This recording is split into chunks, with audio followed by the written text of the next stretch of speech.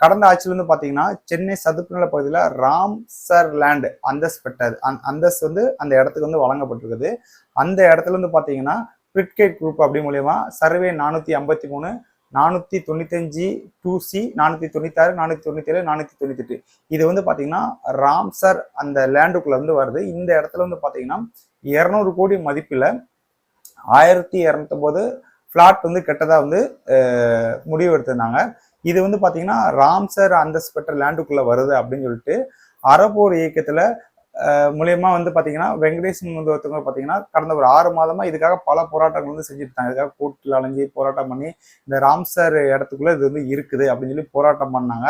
அதுக்காக அதுக்கு வந்து முறையா வந்து எந்த இதுவும் இல்லாமல் கட்டிட அனுமதி கொடுத்துருக்காங்க, சுற்றுச்சூழல் பாதுகாப்பு கொடுத்துருக்காங்க. அது வந்து பார்த்தீங்கன்னா சதுப்பு நில பகுதியில் இல்லை அப்படின்னு சொல்லி நிறைய முறைகேடு நடந்திருக்குது அப்படின்னு சொல்லி கடந்த ஆட்சியில் நிறைய போராட்டங்கள் பண்ணாங்க. இப்போ இதுக்கு வந்து பார்த்தீங்கன்னா தமிழக வெற்றிகளுக்கு வந்து பார்த்தீங்கன்னா இதற்கு சுற்றுச்சூழல் அனுமதி வந்து இப்போதைக்கு கேன்சல் பண்ணிட்டாங்க. அந்த பணியை மேற்கொண்டு தொடர விடாம கேன்சல் பண்ணியிருக்காங்க.